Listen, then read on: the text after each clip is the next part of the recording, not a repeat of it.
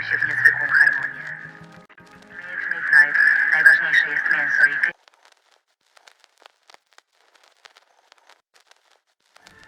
Każda osoba, która ma objawy salmonellozy i listerozy, jest proszona do pójścia do szpitala na rutynowe badania, które pomogą wyleczyć dolegliwości. Testy są całkowicie darmowe i jeśli będzie potrzeba, to pacjent zostanie w szpitalu pod okiem specjalistów na dodatkowe badania.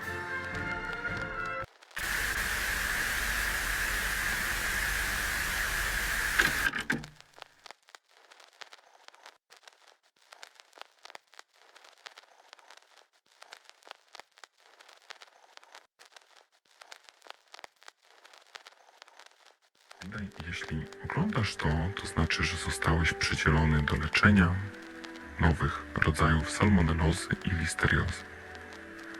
W tej kasecie przedstawimy Ci, czym są te choroby, co robić z chorymi i jak się zachowywać. Salmonellozia i listeriozylia to zupełnie nowe choroby, które pojawiły się w 1990 roku. Występują głównie w Polsce. Choroba na początku nie stanowiła aż takiego zagrożenia, jednak ostatnio choroby te znacznie rozprzestrzeniły się w Polsce. Do takiego stopnia, że rząd nie wiedział, co robić. Na początku tego roku każdą zarażoną osobę wysyłano do głównego szpitala w stolicy każdego województwa. Jednak później okazało się, że pierwszy etap tych chorób jest identyczny do objawów tradycyjnej salmonellozy i listeriozy.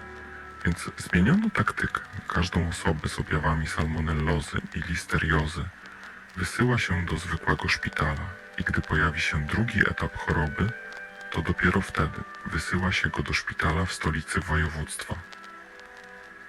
Zarówno pacjenta, jak i jego rodzinę należy informować, że to tylko rutynowe testy, a jeśli u pacjenta pojawi się drugi etap, to należy mówić, że musi jechać do głównego szpitala w stolicy województwa, żeby zrobić dodatkowy test. Jednak jak wygląda każdy etap choroby? Pierwszy etap jest dokładnie taki sam jak objawy typowej salmonellozy i listeriozy, czyli gorączka, ból brzucha, nudności, wymioty, biegunka, bóle mięśni. W drugim etapie pojawiają się dodatkowo problemy z widzeniem, smakiem i węchem.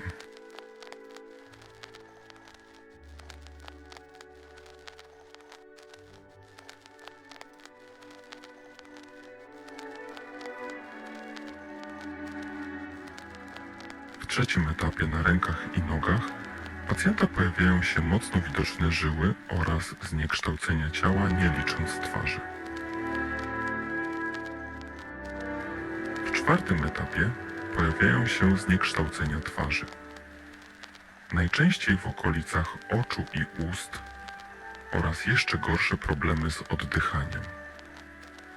W piątym etapie pacjent jest w stanie wegetatywnym i już nie można z tym nic zrobić. Nie warto już podtrzymywać go przy życiu. Nie ma lekarstwa na tą chorobę, ale za to istnieje lek na spowolnienie choroby, żeby był czas na przewiezienie chorego do głównego szpitala. Nazywa się lichonicyryna. Należy go podać przed trzecim etapem choroby. W późniejszych etapach lek nie działa. Gdy pacjent pojawi się w głównym szpitalu w stolicy województwa, to należy go dać od razu do specjalnej części szpitala o nazwie rodzaniec. Część ta musi być oddzielona od świata zewnętrznego, żeby nikt nie mógł widzieć pacjentów. Najlepiej, żeby znajdowała się na ostatnim piętrze szpitala. Jak się zachowywać do pacjentów i rodzin chorych? Pacjentowi należy mówić, że to tylko chwilowa choroba, aż do momentu, gdy przestanie pytać. Rodziny natomiast należy informować, że to tylko dodatkowe testy, a gdy pacjent umrze, należy wymyśleć powód, który będzie najbardziej pasował do pacjenta. Każdy pacjent, który jest chory na tą chorobę, umiera. Cała choroba trwa od 15 do 25 dni. Jeśli trzeba będzie użyć lichonicyryny, to choroba się wydłuży do 35 dni.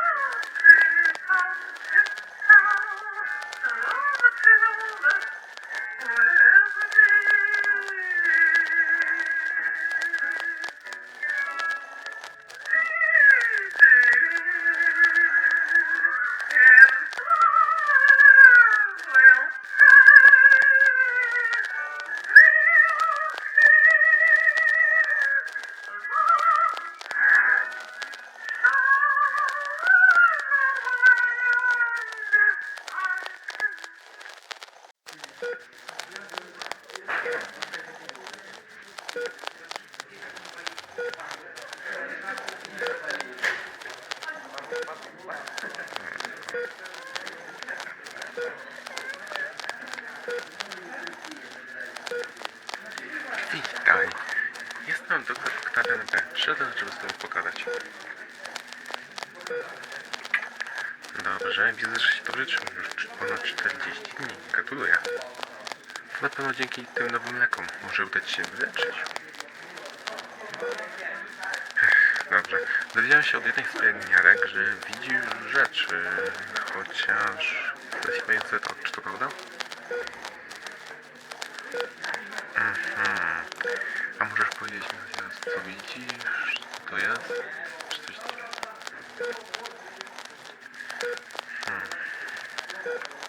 Rozumiem, że nie chcesz ze mną rozmawiać. Dobrze, więc pani został. Słucham? Może pani powtórzyć?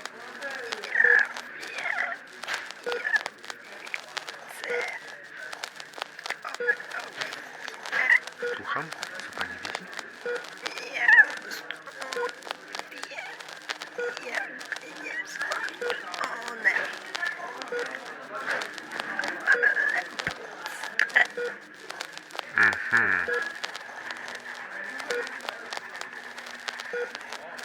Coś jeszcze widzisz?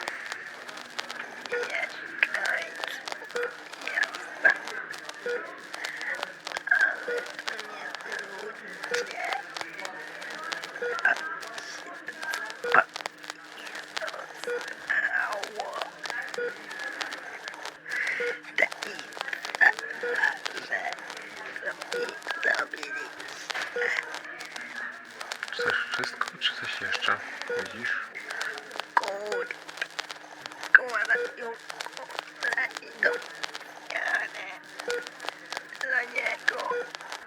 Dla niego?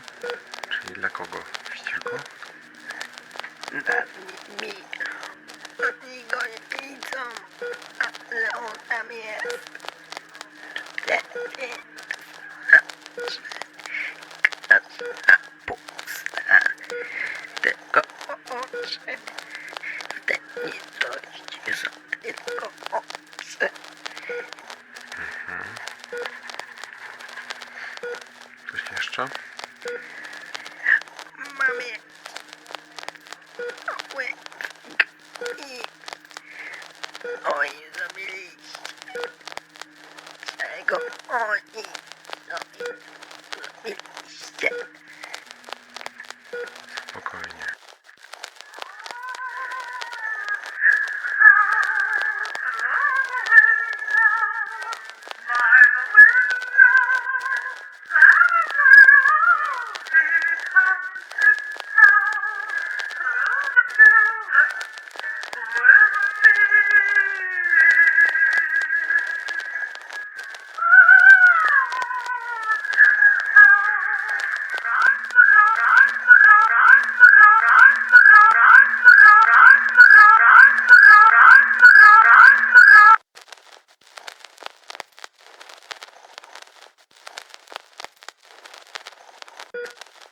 Nie musisz się już tego bawić.